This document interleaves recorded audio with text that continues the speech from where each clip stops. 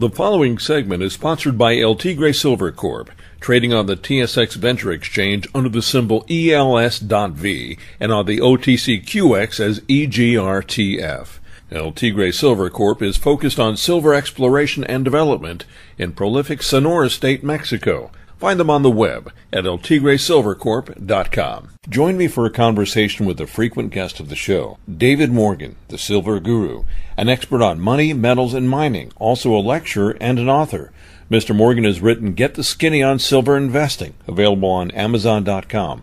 His website is themorganreport.com. David, welcome back to the program. It's great to be back. Something has come up recently. I've seen it on the internet, and I wanted to speak with you about it, and it's the counterfeiting of silver eagles. I mean, when it comes right down to it, wouldn't that be fairly easy to do, and do we have to watch out for this now? Well, first of all, yes, we have to watch out for it. Secondly, is it easy? And the answer is no. It isn't really that easy. I've kind of overlooked it somewhat. I mean, there was counterfeit bars in the last bull market. Some were drilled and filled, they call it. They'd slice off the ends of the bars, core out a great quantity of silver, dump that out for resale, fill it with lead, and then recap the ends with silver. Coin-wise, gold coin is worth it. I mean, you've got 1 ounce of gold that's worth like $1,400, and you can, make a fake or whatever. You're talking some significant money. Silver, being in the 5 to 50 range already, but currently under 30, I really thought, well, it's really not that much, not worth it to counterfeit silver coinage. Bars, yeah, maybe. And I was wrong. I was with Mike Maloney of goldsilver.com, a month and a half ago, a couple months ago, doing some filming for the new educational series that they're putting out. During one of the breaks, James Anderson came in and he gave me 2 silver eagles in the conference room, and he said, which one is real? And I thought, well, this is a little test for the silver guru, right? So I looked at them carefully, and then I dropped them on the conference room table. And I did that twice. I spun them. And it was pretty clear from the spin test or the sound test, the ring test, which one was which. And I said, this is the real one. He said, you're right. But I was amazed at how good this was. So I did an interview with Mike Maloney on that topic and further out on other topics. But we started with the counterfeit coin problem. And this is not easy to do when it's a silver eagle, because on another coin, like a silver round or whatever, you could probably find somebody to make the dies and get them, exact, or buy the dies or whatever. And of course, in a U.S. government stamped coin, no, you're not going to get those dies. So you're going to have to basically work backwards from a real eagle and do the artwork and all that. And when you look at this coin, like the rays of the sun are actually thicker. They're not as tapered as it is on a real eagle. These are very subtle. I mean, you have to look pretty carefully to notice the difference. And we did this again on our mastermind conference call a couple days ago. But the metal is mostly copper and lead, and then it's silver-plated. It's got the appearance of silver because it is, but it certainly isn't. So these things cost, metal-wise, probably less than a dime or somewhere in that. They are selling them for $1 each. And, you got a premium, about a 30-time markup. I mean, if you can buy something at $1 and sell it for 30 as a fraud, this is counterfeiting. It's a big, big deal, and it's a problem. And how bad is it? I don't really know. I don't think Mike knows. I don't think anybody knows. What I learned on this conference call with Mike about the topic was when you are counterfeiting legal tender, which a silver eagle is and a gold eagle is, he basically stated that's an act of war. And then he went on to say, of course, it's not the Chinese government that is doing this. It's the shops in China that are doing it. But nevertheless, the Chinese government appears to be not doing much about it, at least yet. Goldsilver.com have involved the Secret Service. So is it a big deal? I would say it's something to be concerned about. It really is. And again, I was a bit naive myself on the topic, but once I learned about it, I wanted to get this information out to the public. So thank you for bringing up the topic. Mike has done a better job than me. In fact, they recently just put out a video on the topic for the public for free. And I have sent that out on my Twitter feed. I'll be sending it out to our massive mailing list as well. How are these counterfeit rounds finding their way into the American palm, more or less? Well, your take on it would probably be as good as mine. Basically, someone that's a criminal that would do something like this probably would be taking them in and selling them to small coin dealer types. They probably wouldn't try to sell them to goldsilver.com. They've got too many precautions. They got non-destructive tests. They test everything that flows in and can tell if it's legit or not. So they're not going to be frauding your bigger, more well-equipped coin dealers.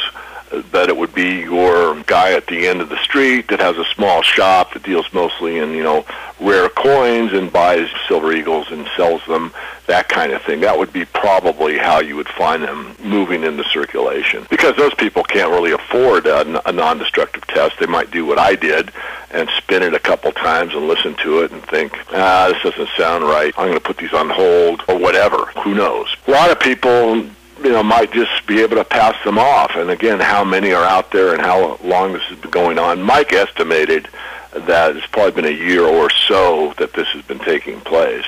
And again, careful inspection. I think someone that runs a coin shop probably is, I'd say most of them could take out a magnifying glass and pop out an eagle from their display case and kind of compare them. I don't know. I didn't really think the problem existed to that large an extent. I always thought, again, that if you're going to counterfeit something, it'd be the silver bars, the 100-ounce bars or whatever, not the coins. But I was wrong. It's the coins. It's happening. How pervasive it is, we don't know. The Secret Service has been involved. They're coming out of China for the most part, at least as far as we can tell, and that's about all I know on the topic. One more point about that. You say that the Chinese government seems to be looking the other way. Does that mean it's non-essential to them, or does it help them? Does it hurt them? Well, I hate to speak for the Chinese government, but I will give you my opinion.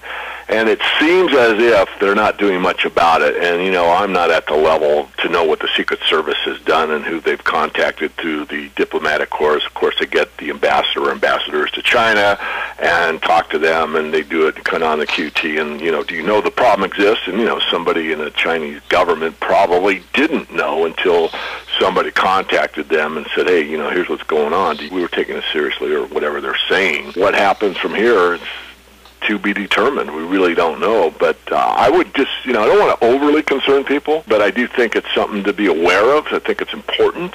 The one thing about the Eagle is that people that are, let's say, a little remiss to buy gold or silver, and particularly silver, well, how am I getting the real thing? Well, the way to guarantee you're getting the real thing is you buy a Silver Eagle because it's U.S. minted, right? I mean, it's 999 fine. It's back, it's really legal tender. I mean, it's got everything going for it. But because of that fact, you also pay a pretty healthy premium for it. And now, what are you going to get? Well, most of the time, almost everywhere, you're going to get the real thing, but be advised, you might not. So if you're seeing, Silver Eagle selling at spot or some super discount or whatever, you might think twice about that and do some research. In other words, what I said in the 10 rules of silver investing, don't get a raw deal from your dealer.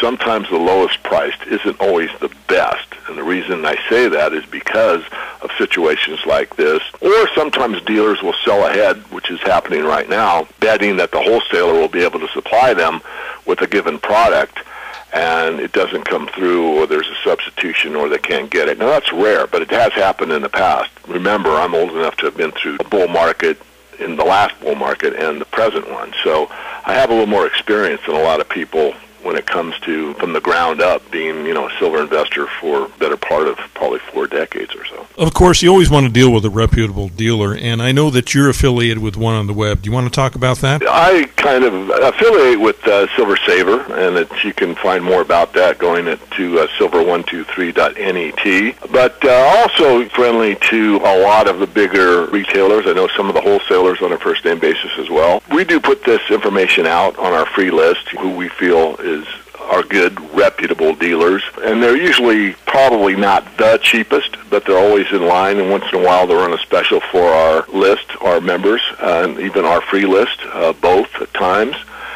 So again, you really want to be careful what you're getting, but I don't, again, want to emphasize it too much. This isn't like it's a huge problem yet, and certainly it's being looked at carefully, but nonetheless, you do want to you want to pay attention. We'll be right back. The Ellis Martin Report is sponsored by El Tigre Silver Corp, trading on the TSX Venture Exchange under the symbol ELS.V and on the OTCQX as EGRTF. Silver has been considered a precious metal for 6,000 years and currency since 600 BC. It's been commercially mined in Mexico since 1530 in mineral-prolific and mining-friendly Sonora State, where El Tigre Silver Corp's 5,000-meter drill program is now underway. El Tigre's properties with gold and silver mining concessions span approximately 267 square miles. With an attractive share structure and a strong, proven management team, El Tigre Silver Corp is poised to identify a resource in an area that from 1903 to 1938 produced 75 million ounces of silver and 380,000 ounces of gold. Additionally, their tailing stockpile is currently progressing to production. Learn more about El Tigre Silver Corp by visiting their website, eltigresilvercorp.com, or click through El Tigre's logo on the homepage of our website, ellismartinreport.com. We offer expert opinions only. Find them on our website,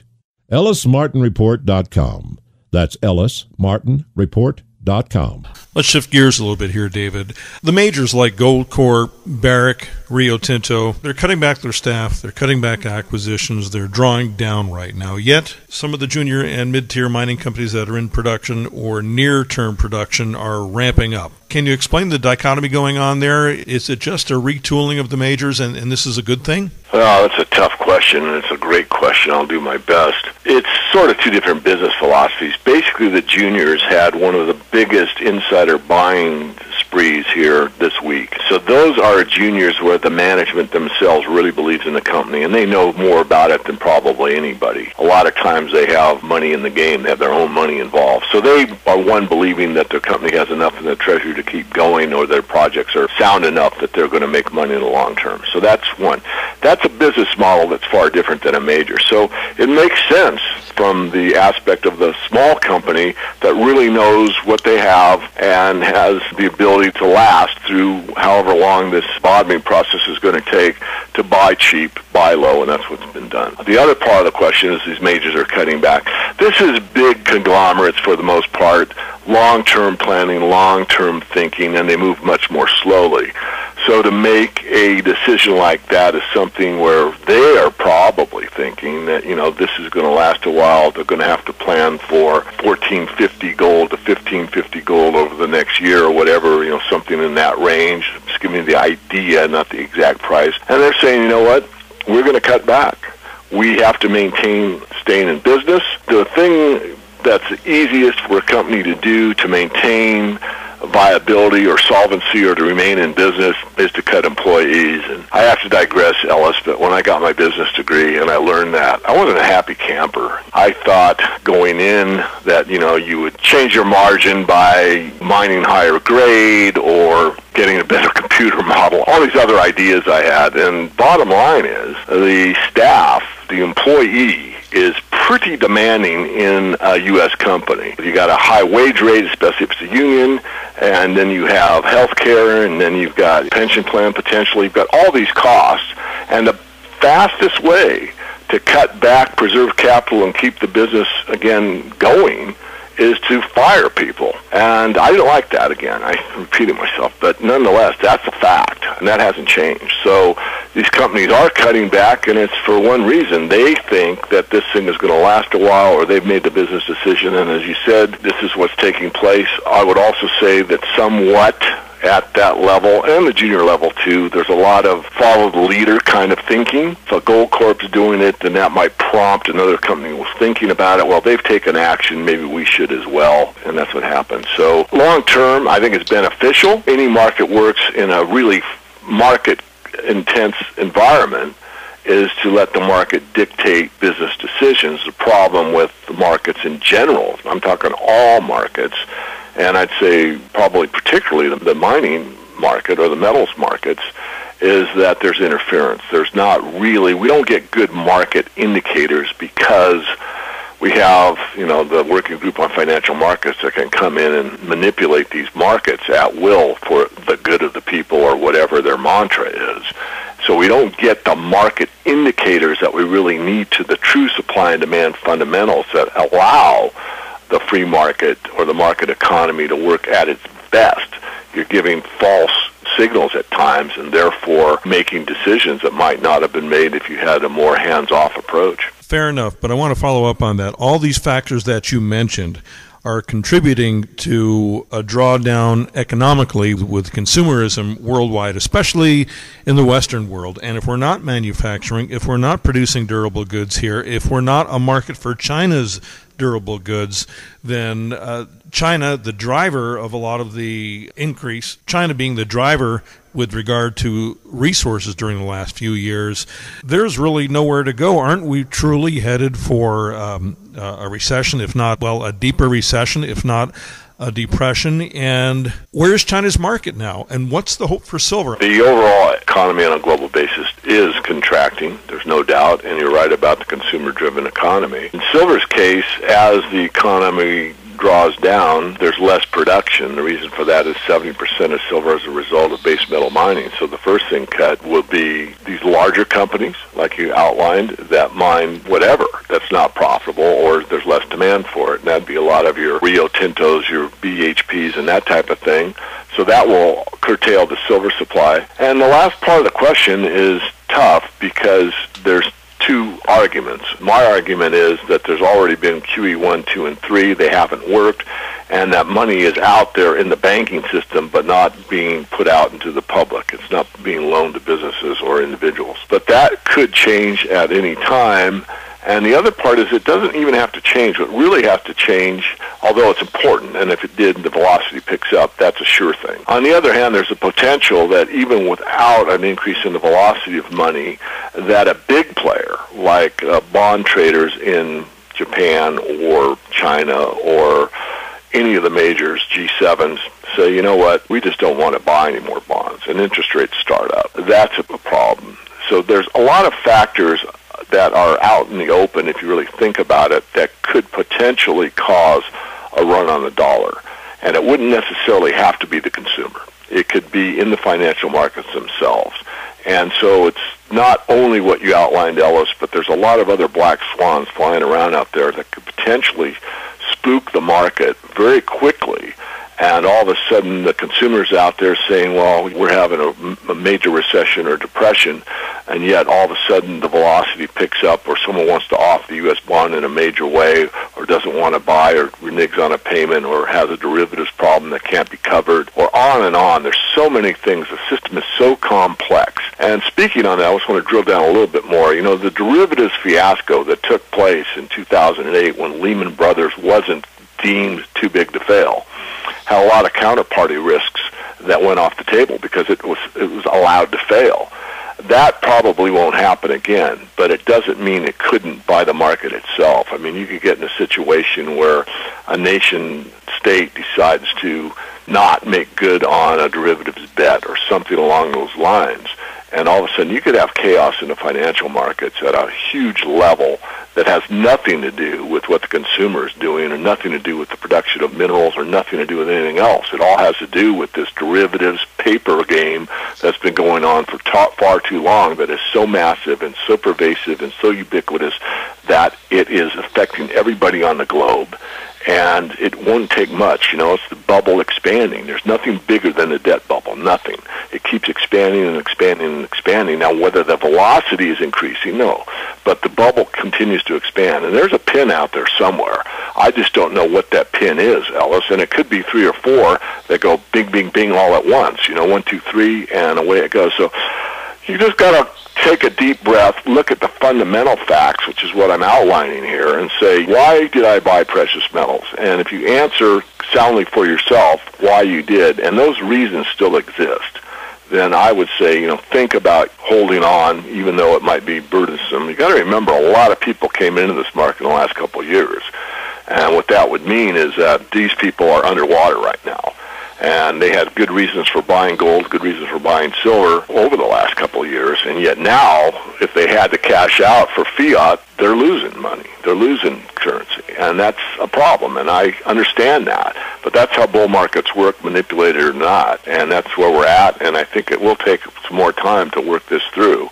But I have no doubt that in the long run, and I don't mean like 10 years, I mean the next few years, we're going to see gold and silver will be the place to be, and the mine equities as well. I think they're all going to come together. TheMorganReport.com, silver-investor.com. That's how we find you, David, right? Exactly. David, thank you so much for joining us today on the program. I look forward to our next conversation. Thank you, Ellis. You can listen to this segment again on the podcast page of our website, ellismartinreport.com, or find the Ellis Martin Report in its entirety on iTunes. This segment has been sponsored by LT Gray Silver Corp., trading on the TSX Venture Exchange under the symbol ELS.V and on the OTCQX as EGRTF. El Tigre Silver Corp is focused on silver exploration and development in prolific Sonora State, Mexico. Find them on the web at eltigresilvercorp.com.